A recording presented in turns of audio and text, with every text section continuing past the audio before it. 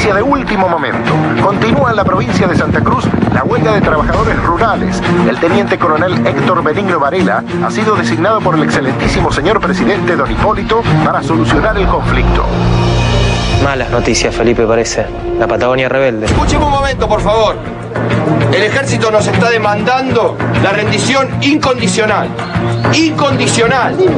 Señor vicepresidente, en estos momentos marcho hacia la ciudad al frente de la primera, segunda, tercera división del ejército. Ordeno abandonar la casa de gobierno ahora mismo. Los hago responsables de cualquier derramamiento de sangre. Está fuerte. Varela es un canalla. Señor vicepresidente, el general Justo y yo, el general Uriburu, venimos a restaurar el orden y la seguridad que el pueblo necesita. Voy a tener que desconfiar hasta del ministro. Observando tal Mario, pide absoluta reserva. Capitán Perón, usted es muy joven aún. Tienen 3 horas para pensarlo antes de que los caigan tiros a todos. Capítulo 12. Lo que vendrá.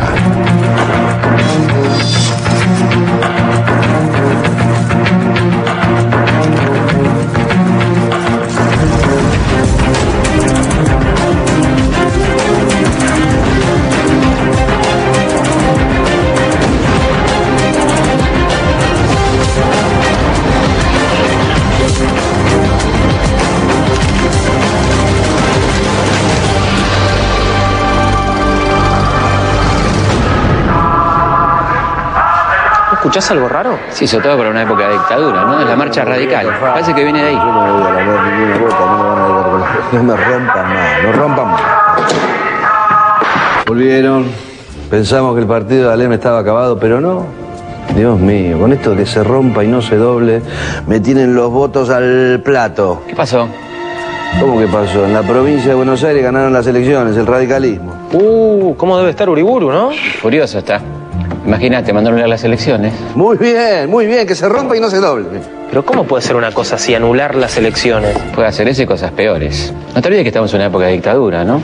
Uriburu convocó elecciones en la provincia de Buenos Aires en abril del 31, pensando que el radicalismo estaba muerto. Y va a terminar anulándolas, ¿no? No me quiero imaginar lo que van a ser las elecciones presidenciales. Sí, imagínatelas. ¿Los señores Di Natale y Piña? Yo sabía que estaban en la devolución. Sí, somos nosotros. ¿Qué pasa? Me van a tener que acompañar. ¿Por qué? ¿A dónde? A votar, señores. Vamos, caminan. Vamos.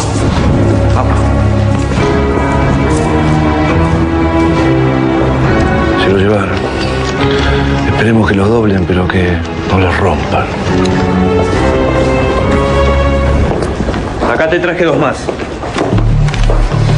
Y bueno, votar nunca está de más, ¿no? ¿Qué candidatos hay? Por el lado del gobierno está Agustín P. Justo, Julio Arroca, hijo, que armaron una especie de coalición con conservadores, radicales, antipersonalistas y el Partido Socialista Independiente, que no tiene nada ni de socialista ni de independiente. Enfrente estaban Lisandro Latorre y Nicolás Repetto, una alianza entre demócratas progresistas y socialistas. ¿Y los radicales? Están proscritos con los radicales. Pero te veo muy entusiasmado, mirá que no te van a dejar votar, ¿eh? Bueno, señores, vamos que no tengo todo el día. Disculpe, me estaba informando para ejercer el voto responsablemente. ¿Dónde está el cuarto oscuro, señor? El cuarto oscuro está ahí, acompáñelos, por favor. Está bien, no se moleste, yo puedo ir solo. ¿Escucharon, señores? Este hombre quiere ir solo al cuarto oscuro. ¿Por qué no dicen a quién van a votar y listo? ¿No ves que me retrasan el acto eleccionario? Porque el voto es secreto. Señores, ustedes 2 ya votaron. ¿Cómo que ya votamos? Si no sabemos ni siquiera por quién votamos. Aunque lo sepamos nosotros, alcanza. Y agradezca que no lo metemos preso por andar con un documento tan chiquito. ¿A quién van a meter preso ustedes? ¿A quién van a meter preso ustedes? No sé si esto responde a tu pregunta. Vale, disculpame, Juan, me fui de boca. Lo que pasa es que hicieron un fraude terrible. En algunas mesas donde podía votar 260 personas, terminaron votando 300 a favor del gobierno. Así que ganó justo nomás. Ganó justo, lo que implica un fracaso total del proyecto corporativista de Uriburu, parecido al de Mussolini en Italia, ¿no? Lo de justo parece más clásico, una especie de restauración de lo anterior a Sáenz Peña. Sí, lo único que ahora el fraude lo van a llamar patriótico. Di Natale, Piña. Pueden salir. Alguien pagó la fianza. Un tal Mario. Mario, ¿está acá Mario? No, cuando nos dimos cuenta quién era ya se había fugado. Creo que cometimos un grave error. Vamos. Juan, aprovechemos que estos tipos están todos festejando. Séame permitido, en este momento solemne de la vida institucional del país, recordar algunas palabras pronunciadas por mí. Decía que el ejército, que forma rancho aparte de su pueblo, no puede ser jamás instrumento de la voluntad nacional, no puede ser nunca el amparo de sus instituciones, no puede ser tampoco ni el núcleo ni el escudo de la defensa nacional. ¿Ese señor es nuestro presidente? Así es, Juan. ¡Qué formalidad! ¡Qué presencia! Yo creo que va a ser un gran gobierno. ¿Qué pasa ahora? Esto debe ser un sabotaje comunista, seguro. Pero me cachen 10. Ya sé, Felipe, no me digas nada. Esta es la oscuridad de la década infame. Podrías parar un poco con la metáfora, ¿no? No, más que metáfora, son los negociados de las compañías eléctricas. ¡Velas automáticas! Estos americanos ya no saben qué inventar, ¿no? El golpe del 30 inauguró un periodo de 13 años conocido como la década infame, que se caracterizó por el fraude, la persecución a la oposición, la aplicación de la tortura y los negociados, ¿no? Grandes negociados en los que participaban los funcionarios de los gobiernos. El más conocido es el de la CHADE. Durante 1936, la Compañía Hispano-Argentina de Electricidad, CHADE, debía renegociar la concesión del servicio que brindaba en la ciudad de Buenos Aires. Las habituales quejas de los vecinos ponían en tela de juicio su continuidad, pero la decisión quedaría en manos de la legislatura porteña.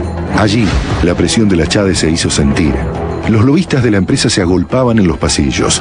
Los legisladores oficialistas fueron aleccionados por Federico Pinedo, el ministro de Hacienda, quien había sido además asesor de la empresa. Para convencer a la mayoría radical, los representantes de la CHADE se reunieron en Europa con Marcelo T. de Alvear, quien les diría a sus legisladores que dejarse llevar por la indignación de la gente es demagogia. Finalmente, el 29 de octubre, el Consejo Deliberante promulgó la ordenanza que otorgaba a la CHADE una nueva concesión hasta el año 1997. Además, el Estado le perdonaba a la empresa el reintegro de más de 60 millones de pesos que le había cobrado de más a los consumidores, argumentando una confusión. Como si esto fuera poco, la CHADE quedaba exenta de pagar impuestos en sus edificios actuales o a construirse, y el Estado le devolvía los fondos de reinversión y previsión, una especie de garantía que la CHADE depositó para asegurar el cumplimiento del contrato. Según pudo saberse años después, los legisladores tuvieron muchas razones para aprobar este acuerdo. Para ser precisos, unas 100.000 razones cada uno. Qué parecida a los 90, que fue la década infame, ¿no? Sí, imagínate que los pliegos para la concesión de la compañía de electricidad, la CHADE, fueron redactados en la oficina de la empresa. Y se dice que muchos discursos de los legisladores que aprobaron esos pliegos fueron redactados también en la oficina de la compañía, ¿no? Y me imagino que los legisladores no habrán recibido solamente ayuda para redactar esos discursos. No, hubo una cantidad impresionante de negociados en la década infame, que involucraban desde las Fuerzas Armadas hasta los niños cantores de la Lotería Nacional. Realmente esos negociados le hicieron un enorme daño a la economía y a la sociedad argentina. Eran tan escandalosos los negociados que, como escribía Roberto Arlt, uno de los mejores empleos a los que uno podía acceder en esa época era el de diputado. Escuchá esto. Aspiro a ser diputado, porque aspiro a robar en grande y a acomodarme mejor. Cierto es que quiero robar, pero ¿quién no? Mis camaradas también quieren robar, es cierto, pero no saben. Venderán al país por una bicoca y eso es injusto. Yo venderé a mi patria, pero bien vendida. Yo remataré al país en 100 mensualidades, de Ushuaia hasta el Chaco boliviano. Y no solo traficaré el Estado, sino que me acomodaré con comerciantes, con falsificadores de alimentos, con concesionarios. Y si ustedes son capaces de enumerar una sola materia en la cual yo no sea capaz de robar, renuncio ipso facto a mi candidatura. Porque si yo ando en libertad, es que no hay justicia, señores. Roberto Arlt. Implacable el hombre, ¿eh? Sí, y hay otra noticia importante en este diario, mira. A ver. Ah, sí, claro, es la firma del Pacto de Ottawa. ¿Qué es el Pacto de Ottawa? Es un acuerdo comercial firmado por el Reino Unido con sus colonias y excolonias, donde Inglaterra decía que iba a beneficiar a esos dominios en cualquier intercambio comercial. ¿Y eso a nosotros en qué nos afectaba? Y esto quería decir que Inglaterra iba a comprar más carne en Nueva Zelanda, Australia y Canadá y menos carne en Argentina. Algo había que hacer. Sí, algo habría que hacer, pero ellos hicieron lo peor.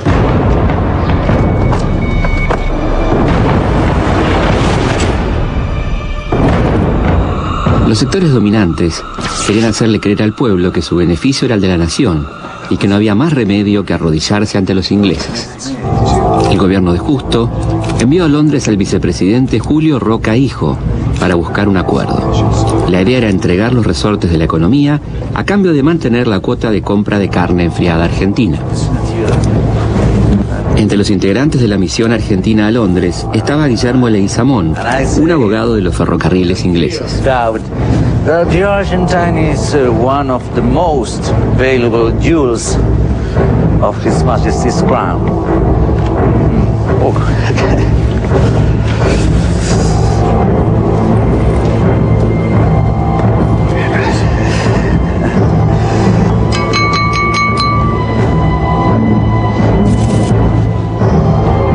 Gentlemen, the constant give and take between necessity and convenience often blurs and sometimes entirely removes these borders. This is the case of the Argentine Republic, who by an interdependence which is entirely reciprocated from the economic point of view, is and remains an integral part of the British Empire.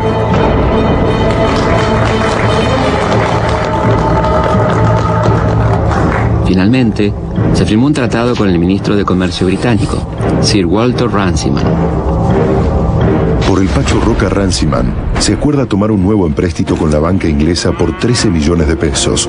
Y aunque el firmante, garante y deudor del préstamo es el Estado argentino, el dinero va a parar casi íntegramente a las empresas inglesas radicadas en Argentina.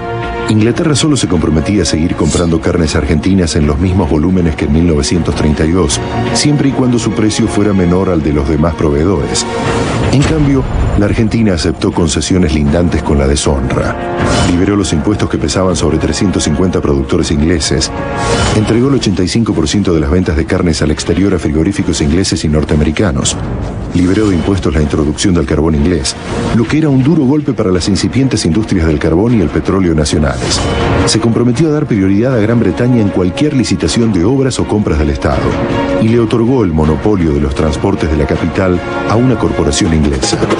El gobierno inglés le dice al gobierno argentino: no le permito que fomente la organización de compañías que puedan hacerle competencia a los frigoríficos extranjeros. En ninguna parte del mundo se toleraría una situación semejante.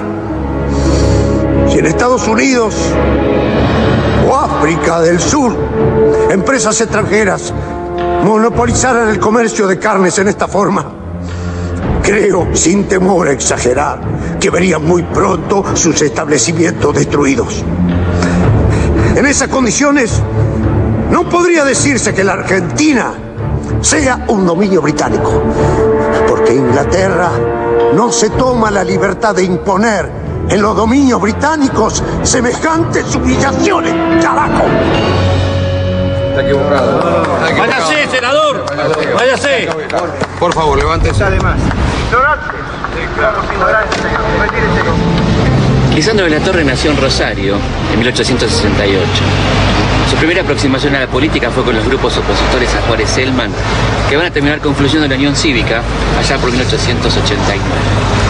Al año siguiente participa de la Revolución del Parque, de la creación de la Unión Cívica Radical, de la que va a terminar apartándose en 1896. Lisandro de la Torre propuso una alianza con los mitristas para derrotar a Roca, pero se encontró con la firme oposición del nuevo líder radical, Hipólito Yrigoyen, y decidió apartarse de las filas radicales. Su indignación con la política de Yrigoyen lo llevó a retar a duelo al sobrino de Alem. Don Hipólito no sabía esgrima y contrató a un profesor para la ocasión. Lisandro, en cambio, era un experto.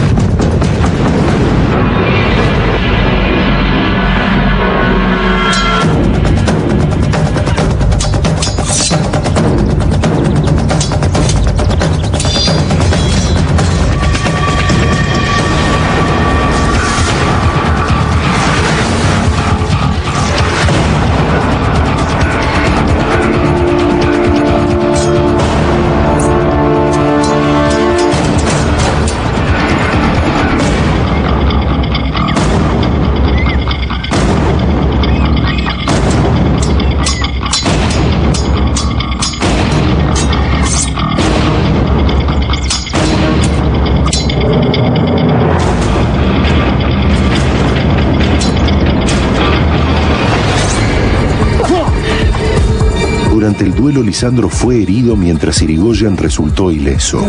No es válido. De la Torre comenzará a usar su barba rala para disimular las marcas de aquella disputa. Lisandro fundará en Santa Fe la Liga del Sur y el Partido Demócrata Progresista. Después de retirarse un tiempito de la política, vuelve en 1931. Y encabeza la fórmula con el socialista Nicolás Repetto. Claro. La Iglesia le prohíbe a sus feligreses votar por esa fórmula, porque propiciaba la educación laica, el divorcio vincular y la separación de la Iglesia del Estado. Convencido por sus amigos, Lisandro aceptó ocupar una banca en el Senado. Desde ese lugar, denunciaría los crímenes y negociados de la década infame. Don Lisandro había propuesto y concretado la conformación de una comisión investigadora del comercio de las carnes. La comisión se encontró con todo tipo de trabas, desde la negativa de las empresas británicas a abrir su contabilidad, hasta la orden impartida por el ministro de Agricultura a la Dirección General de Rentas de no colaborar con los investigadores. Acá, la gente. Venga con la barca. Vamos. You cannot board this vessel by force. This is a British ship. Bueno. This is an insult to Great Britain. Retírese. Sir, I must protest. Llévenselo. His Majesty's sovereign property. Los trabajadores, informantes de Alfredo Palacios, supieron que en un barco inglés amarrado en el puerto estaba escondida la documentación sobre el negociado de la carne envasada y, lo que era muy grave, estaba oculta en cajas con el sello del Ministerio de Agricultura. La documentación comprobaba la estafa al Estado Nacional por parte de la empresa inglesa y detallaba como gastos los sobornos a los funcionarios públicos. Acá hay algo, senador.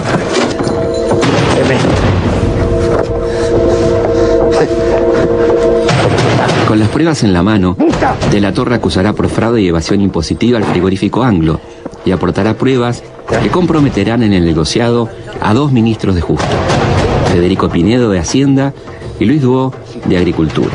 Lamentablemente, los diarios de aquellos días se ocupaban de otras noticias. Tome nota. El gobierno de Justo decide disputarle a Uruguay la facultad de traer el cuerpo de Gardel para velarlo en Buenos Aires. De esa manera se garantizaba que los medios distrajeran la atención de la opinión pública del escándalo del negociado de la carne, ¿no? Exactamente, pero el debate en el Senado va a seguir cada vez más virulento. Lisandro de la Torre sigue presentando pruebas contra ministros de Justo. ¡Miente! ¡El ministro de Agricultura miente! No permito eso, señor presidente. Le ruego, senador, que guarde estilo en sus expresiones. Y lo que no es cierto, ¿cómo se le llama? Inexacto. Se le llama de la Torre. El ministro de Hacienda dice eso porque es tan insolente como cobarde. Si la dignidad y la honra de una persona estuvieran expuestas a ser lastimadas por lo que digan irresponsables, podría ser que mi honra estuviera al alcance del señor senador. Ya le he dicho que es tan insolente como cobarde. Insolencia y cobardía me atribuye el señor senador por Santa Fe. Es capaz, señor presidente, de retarme a duelo porque sabe muy bien que yo por mis convicciones no me bato. Usted es capaz de no batirse por cobardía. Señores, por favor.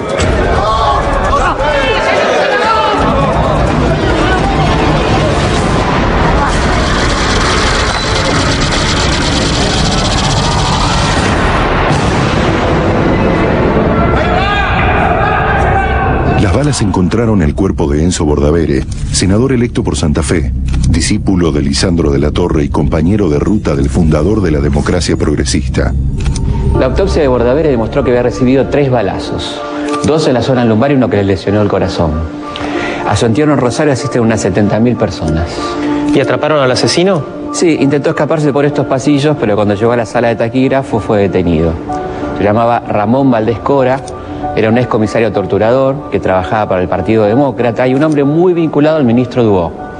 Me imagino que inmediatamente el presidente Justo le pidió la renuncia al ministro y decretó el duelo nacional, ¿no? Sí, Juan.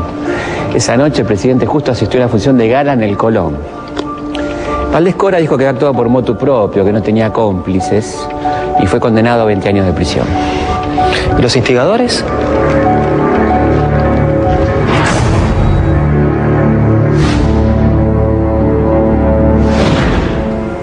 La señora madre del doctor Bordavere no fue admitida como creyente.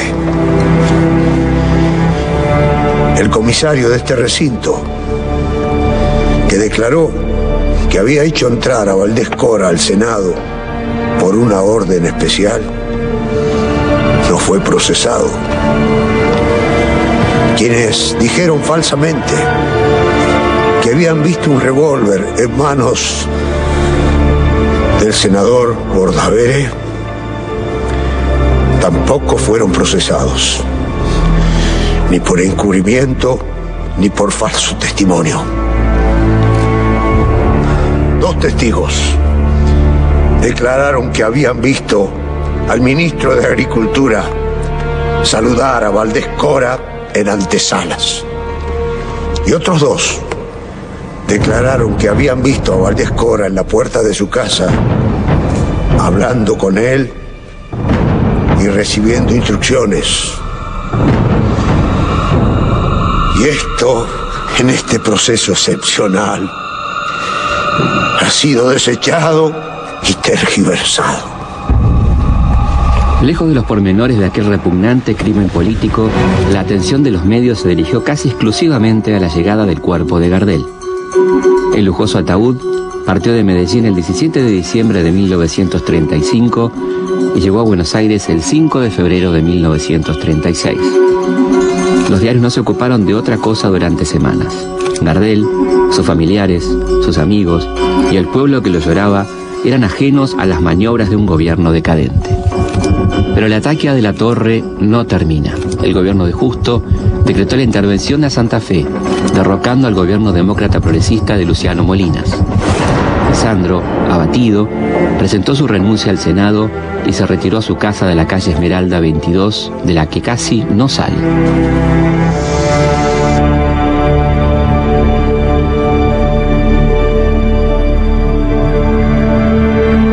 Les ruego que se hagan cargo de la cremación de mi cadáver. Deseo que no haya acompañamiento público, ni ceremonia laica, ni religiosa alguna. Mucha gente buena me respeta y me quiere y sentirán mi muerte. Eso me basta como recompensa. No debe darse una importancia excesiva al desenlace final de una vida. Si ustedes no lo desaprueban, desearía que mis cenizas fueran arrojadas al viento. Me parece una forma excelente de volver a la nada, confundiéndose con todo lo que muere en el universo.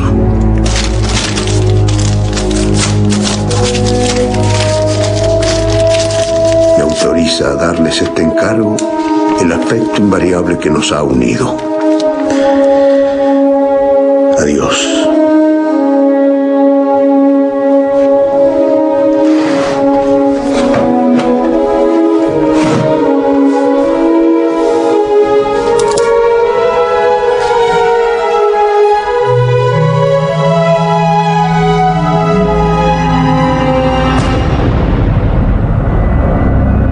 Acá en Esmeralda 22 estuvo la última casa de Lisandro de la Torre. Terminó pegándose un tiro igual que su amigo Alem. Sí, claro. La casa no se conserva y hoy es la plaza Roberto Art. Así que esta plaza de Morondanga me dejó la posteridad. Bueno, está tan mal. No anda la fuente, casi no tiene pasto. A vos que le dieron un parque de 500 hectáreas, ¿no? No, sabe que no. No hay ninguna plaza en la ciudad de Buenos Aires que se llame Borges. Igual. Algo es algo. Les dejo el diario. Pensar que decían que yo escribía mal. Por Dios. ¿Se enojó? Se enojó, sí. Ahora, con la muerte de Lisandro de la Torre, el panorama era bastante negro, ¿no?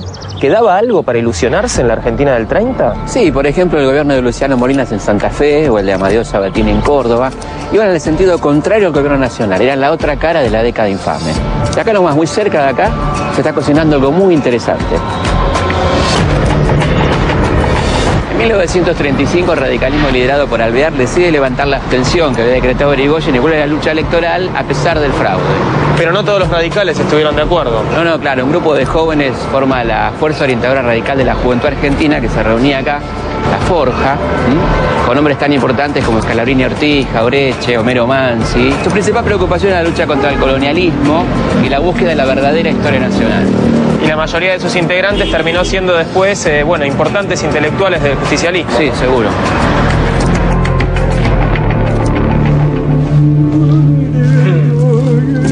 Disculpe, señor, ¿nos puede decir qué día es hoy? Perdóneme, pero estoy justo... En la pausa para tejer que establece el convenio. No, esta vez se equivocó. Estoy haciendo un trabajo práctico. Es un curso de punto inglés para mejorar el puntaje en el escalafón. Es decir, me estoy capacitando. Acá está Felipe, 12 de junio del 37. Ah, mira vos, hablando de punto inglés. Hoy presenta la candidatura Roberto Ortiz. Ah, qué bueno, me encantaría ir. ¿A dónde se hace? ¿En el Luna Park? ¿En algún estadio? ¿En la calle? No, me parece que no nos van a dejar entrar. Es un lugar muy exclusivo, la Cámara de Comercio Argentino-Británica. ¿Ortiz dijo? Ortiz. Acá lo tengo. Qué justo, ¿eh? Un verdadero estadista, ¿eh?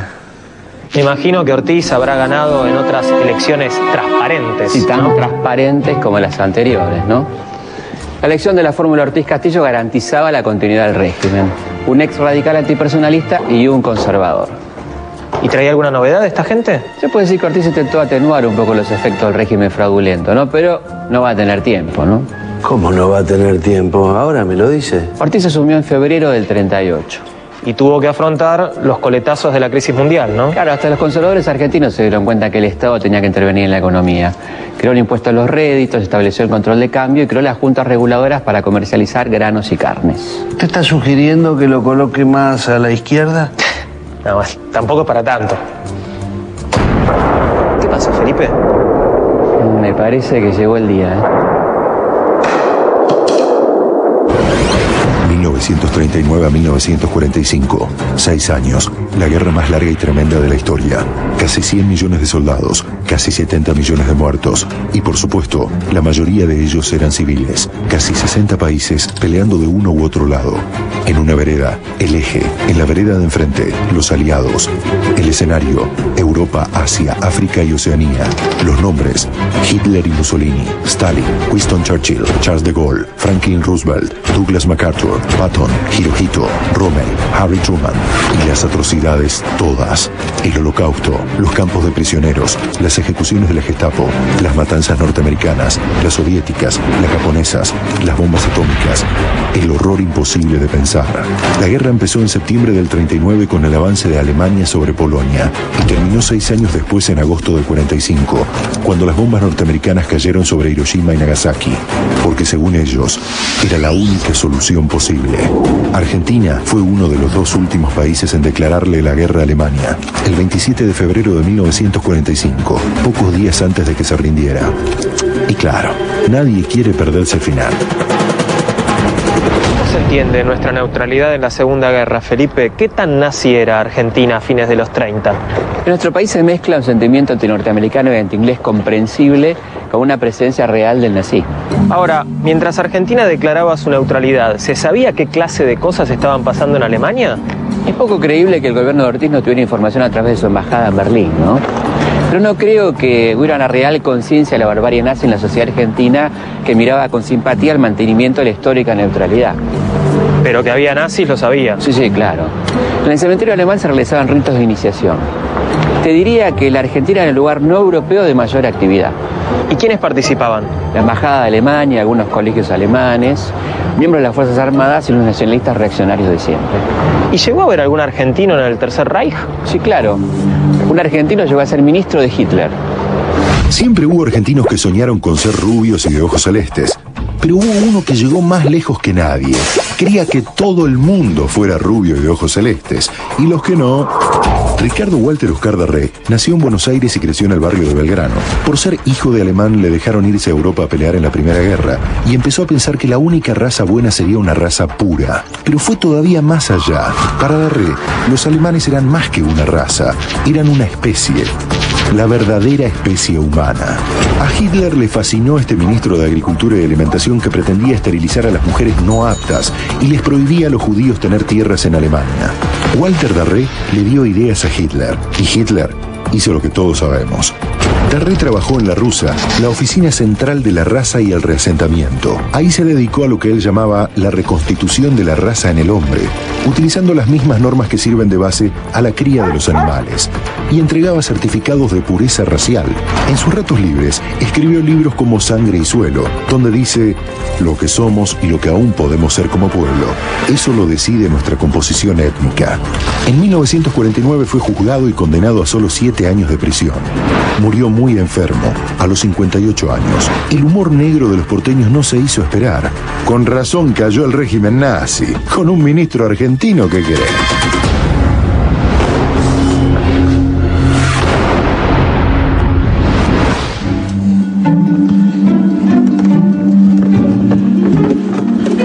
Namura, ¿qué pasó? Descolgó el cuadro de Ortiz, todavía es presidente. Sí, lo que pasa es que va a renunciar en junio del 42 y va a morir poco después, ¿no?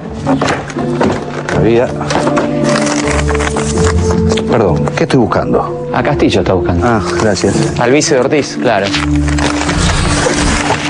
Un gran estadista. Aparte de este tipo, ¿alguien cree en el futuro político de Castillo? Este tipo de Castillo. Lo que pasa es que por aquel entonces se van muriendo las principales figuras políticas, ¿no? Poco después de la muerte de Ortiz, muere Justo, después Alvear y finalmente Julio Barroca, hijo. Entonces Castillo cree que ha llegado su momento y pretende imponer a su propio candidato. Patrón Costas, un gran estadista. Es exactamente al revés, ¿eh? Este es Castillo y este es Patrón Costa. Como sea, son dos grandes estadistas, ¿o no? ¿Quién es Patrón Costa, Felipe? Un estanciero salteño, empresario del azúcar, vicepresidente del Senado de la Nación, que pretendía presentar su candidatura el 7 de junio de 1943. Hasta tenía escrito su discurso de campaña. Exactamente. Ahí está. Lo tengo. Excelente, ¿eh? He militado siempre en las filas de los partidos de derecha. Lo proclamo bien alto y con orgullo. En esta alta hora en que el izquierdismo está en boga. En el término conservador, como yo lo entiendo, caben todas las reformas que exijan nuestra evolución progresiva para perfeccionar, depurar y hacer eficiente nuestra democracia, para asegurar la libertad dentro del orden y para llegar a la paz social, no por la lucha de clases, sino por la conciliación de sus intereses. Una joyita. Sí, lamentablemente para él nunca va a llegar a pronunciar ese discurso, ¿no? Y entonces, ¿qué me sugiere que haga con el cuadro? Ok, voy a leer el cuadro. La oposición finalmente se organiza, Felipe. Claro, radicales, comunistas, socialistas forman la Unión Democrática para evitar esa candidatura, ¿no? Pero no van a ser ellos los que eviten que Roberto Patrón Costa llegue a ser presidente de la Nación. ¿Cómo que no? ¿Qué partido fue? El Partido Militar. A comienzos de los 40, los militares habían asumido gran parte de las funciones que el Estado intervencionista de los 30 se adjudicó. Entre 1931 y 1937, el presupuesto militar se incrementó de 189 millones a 315 millones de pesos. En octubre de 1941, se crea la Flota Mercante del Estado, que se colocó bajo el Ministerio de Marina. También se crea Fabricaciones Militares. Por aquellos años, convivían en las Fuerzas Armadas dos tendencias políticas, una favorable a los aliados y otra, llamada nacionalista, que simpatizaba con el eje. El ambiente parecía propicio para las conspiraciones. Así lo entendieron los militares del GO, Grupo de Obra de Unificación, una logia militar que se había fundado en marzo de 1943. Sus principales referentes eran el teniente coronel González y el coronel Juan Domingo Perón. El panorama estaba claro, ¿no? Si no había fraude, ganaba la Unión Democrática. Esto a los conservadores en el poder no debía gustarles demasiado. Y no, a liberales conservadores no les gustaba nada que vuelva el radicalismo al poder, encima acompañado por socialistas y comunistas. Y a los nacionalistas les molestaba que si ganaba la Unión Democrática se iban a alinear seguramente con los aliados. Y ahí es donde entra en acción el GO. Claro. Los nacionalistas militares habían copado el Ministerio de Guerra de la mano del general Pedro Pablo Ramírez y les molestaba tanto que ganara la Unión Democrática como Patrón Costas. Vamos, dale. ¿A dónde van? Nos vamos porque viene el golpe del 43. Ay, el golpe. Ustedes no tienen nada que hacer, ¿no? ¿No le importa a nadie este golpe? Y lo que pasa es que lo que estaba en el poder era indefendible. Acción de sellado que establece el convenio.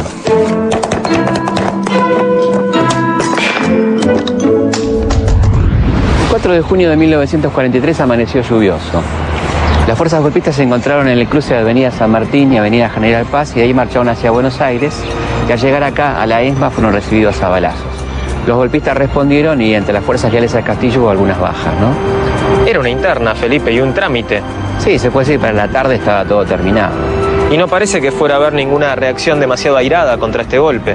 No, lo que pasa es que la imagen de las Fuerzas Armadas todavía no era tan mala, sobre todo comparada con la de los políticos después de 13 años de fraude y corrupción, ¿no? El periódico socialista La Vanguardia publicaba este balance sobre el gobierno derrocado. El gobierno de Castillo fue el gobierno de la burla y el sarcasmo. Su gestión administrativa se desenvolvió en el fango de la arbitrariedad, el privilegio, la coima y el peculado. Toleró funcionarios ladrones y firmó displicentemente medidas que importaban negociados.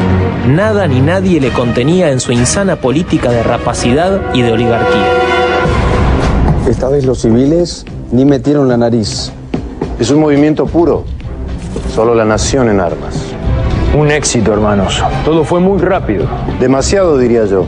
Creo que la mayoría de la población ni se enteró del cambio de gobierno. Bueno, por favor, ahora les pido que me dejen solo, porque tengo que pensar y conformar el nuevo gabinete.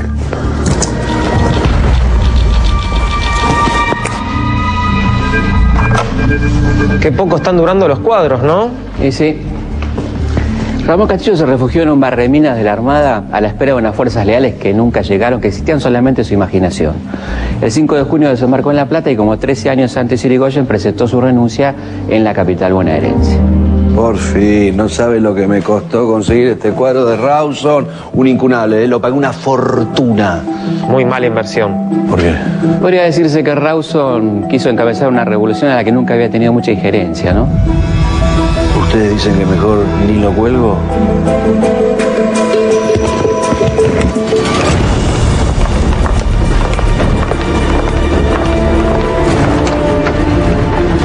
Puede ir saliendo, Rawson. Terminó su mandato. ¿Cómo?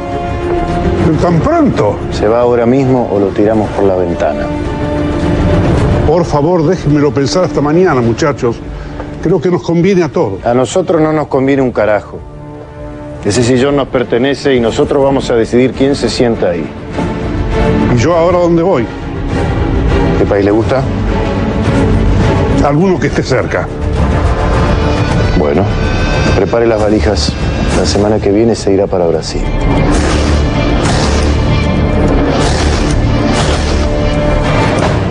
¿Dónde estaba?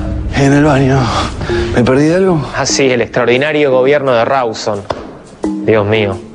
¿Qué tal la presidencia de Ramírez? ¿Bien? ¿Cómo va a ser, señor? Es la restauración total de las libertades avasalladas por el fraude. Me parece que no fue tan así, ¿eh?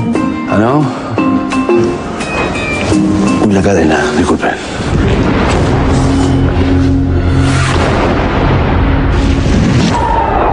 La comitiva se detiene frente al palco presidencial. La población toda, sin distinción de edad ni sexo, se ha dado cita en las calles en cantidad verdaderamente impresionante. El nuevo gobierno disolvió el Congreso, prohibió los partidos políticos, intervino universidades e implantó la enseñanza religiosa en los colegios. Pero en el proceso abierto en junio del 43, las tendencias claramente autoritarias se mezclarán con medidas populares y novedosas. Rebaja de alquileres de viviendas y arrendamientos rurales, precios máximos para los productos básicos y créditos hipotecarios baratos, por ejemplo. La baja de los precios de las materias primas llevó a la quiebra a muchos propietarios rurales. Así, mucha gente del campo decidió desplazarse a las ciudades. Buenos Aires, que en 1914 tenía 1,5 millones de habitantes, va a tener hacia 1935 3,5 millones. Estos contingentes llegan sin pasado político ni gremial, alejados de cualquiera de los partidos políticos tradicionales. Esta va a ser la base social del peronismo. Este proceso en ciernes fue el que logró ver mejor que nadie Juan Perón. Por eso ocupó la Secretaría de Trabajo, un lugar clave para la construcción de poder. Lo que era apenas una repartición más se convirtió en un ente muy poderoso que concentraba bajo su influencia las juntas de conciliación y arbitraje y varias cajas nacionales de jubilaciones. En la Casa del Teatro, los autores de la Argentina ofrecen una copa de sincero agradecimiento al secretario de Trabajo y Previsión, Coronel Perón, por haber solucionado con su intervención el viejo problema de los empresarios teatrales. La Secretaría se dirigió a satisfacer aspiraciones de los trabajadores, aumentos salariales, vacaciones pagas y estabilidad laboral a través de convenios colectivos. En 10 meses, incorporó a 2 millones de personas al régimen jubilatorio y creó desde los tribunales del trabajo hasta el Estatuto del Peón. Con estos logros y el apoyo del aparato mediático del Estado, la figura de Perón crecía y crecía. Para las clases altas ya era una figura inquietante. ¿Pero hasta dónde piensa llegar este hombre? Es un nazifascista. Buenas tardes, señores. Buenas tardes, coronel. Sé que querían verme, que están preocupados. Les preocupa mi intención de controlar los sindicatos desde el Estado. A lo mejor prefieren que los controlen los comunistas, ¿es así? No. La situación es grave, señores. Tal vez algunas medidas del gobierno les resulten onerosas, pero coincidirán conmigo en que es mejor entregar una parte de lo que uno tiene que perderlo todo. Sí, quizás usted tenga razón, coronel, pero nos está alterando un poco la disciplina. ¿La disciplina? Sí, señor. Yo estoy formado en la disciplina, señores. Pero he aprendido que la disciplina tiene una base fundamental, la justicia. Si yo fuera dueño de una fábrica, no me costaría ganarme el afecto de mis obreros. Una palmada al pasar, un médico que va a la casa cuando hay un hijo enfermo, un pequeño presente en un día particular. El hombre es más sensible al comando cuando el comando va al corazón que cuando va a la cabeza. Esto es lo único que nos faltaba, un militar rojo. A ver, señores, sonrían.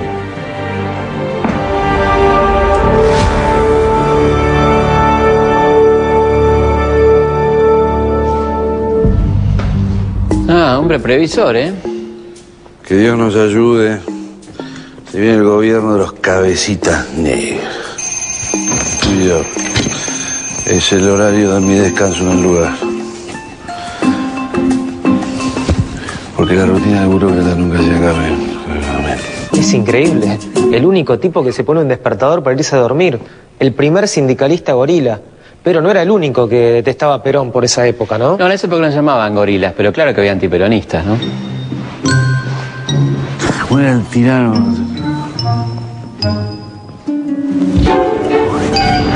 La oligarquía odiaba a Perón de una manera que parecía ir más allá de sus intereses de clase, ¿no? Bueno, pero es lógico que los terratenientes odiaran al tipo que impulsó el estatuto del peón, ¿o no? Sí, lo que digo es que era un odio desproporcionado, porque después todo no era tan difícil cumplir con los requisitos del estatuto del peón. ¿Y entonces? Yo lo que sentía que por primera vez el Estado estaba por encima de sus intereses. Uy, Felipe, parece que el peronismo está haciendo temblar las estructuras sociales. No. Parece que esto no es una metáfora, esto es un terremoto en serio, ¿eh?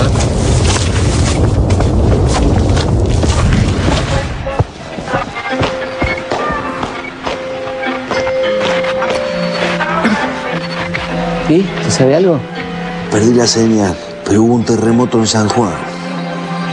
Ahí encontré algo. Otra vez marchas militares. El daño que le ha hecho este gobierno a la radiofonía no tiene nombre. En enero de 1944 un terremoto destruyó casi totalmente la ciudad de San Juan. Entre las ruinas quedaron casi 8.000 muertos. Discúlpenme, ¿le llegó esta correspondencia? Acá. Parece que hace mucho que no van a sus casas. Más o menos. ¿Qué, Felipe?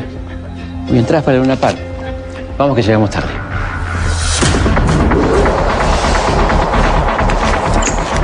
Este Mario Pellegrini tampoco tiene mucho que hacer, ¿eh?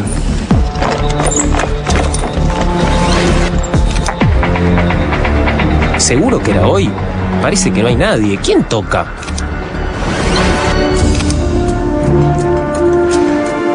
Una semana después del terremoto, la Secretaría de Trabajo y Previsión, que dirigía el coronel Perón, organiza una gran colecta nacional para recaudar fondos para los damnificados, que incluye festivales artísticos, como que se hizo acá, en el Luna Park. Pero el Luna Park no se veía mucho como está hoy, ¿no? De hecho, era un lugar dedicado más que nada al boxeo en ese momento. Y a los grandes eventos. Por ejemplo, acá lo velaron a Gardel.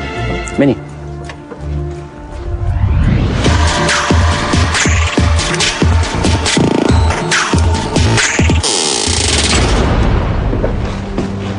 Se llenó. ¿Cuánta gente? ¿Alguno de ustedes tiene fuego? Acá tiene, general. Todavía soy coronel. Disculpe. ¿Cuántos artistas, coronel, eh? La mayoría vienen a hacer pinta. ¿Coronel? ¿Es ella? Es ella. ¿Ya se conocen? Una vez se vieron.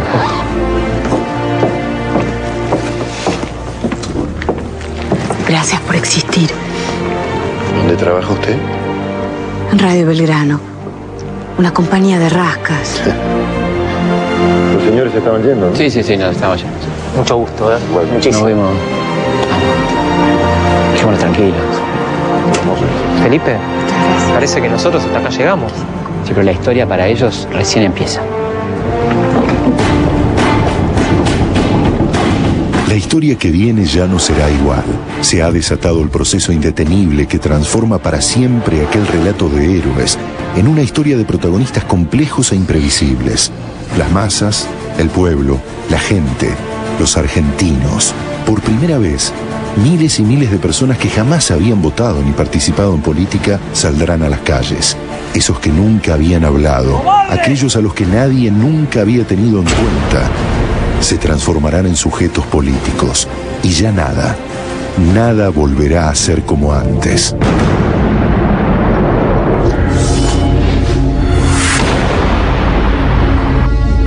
No podemos seguir viviendo en estas condiciones. No podemos permitir que este sistema de explotación nos siga humillando. Tenemos que pasar a la acción directa y eso significa no pagar más el alquiler. Anarquista se nace.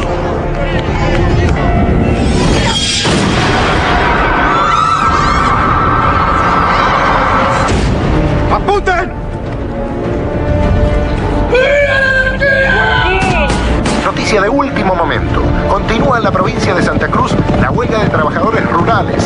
El teniente coronel Héctor Benigno Varela ha sido designado por el excelentísimo señor presidente don Hipólito para solucionar el conflicto. Malas noticias, Felipe, parece. La Patagonia rebelde. Patagonia rebelde. ¡Paren, muchachos! ¡Paren, muchachos! ¡Se represión en la Bacena! ¡Están matando gente! ¡Vamos! En este bendito país sigue rigiendo la ley del dedo índice. El pueblo no vota. Acompáñenos, por favor. Está bien. No se moleste, puedo ir solo. ¿Escucharon, señores? Este hombre quiere ir solo al cuarto oscuro. Es la muerte. Varela es un canalla. Señor vicepresidente, el general Justo y yo, el general Uriburu, venimos a restaurar el orden y la seguridad que el pueblo necesita. Voy a tener que desconfiar hasta de mí mismo. El gobierno inglés le dice al gobierno argentino: no le permito que fomente la organización de compañías que puedan hacerle competencia a los frigoríficos extranjeros. En ninguna parte del mundo se toleraría una situación semejante. Quiera mi país escuchar la palabra y el consejo de su primer mandatario. Quiera el pueblo votar. El gobierno ampara todas las clases y cuida todos los intereses, buscando el bienestar común y corrigiendo la desigualdad. Cuando parece que la civilización argentina se malogra, la Providencia crea la Liga Patriótica Argentina. ¡Basta, decimos, a la insolencia! ¡Muera la anarquía!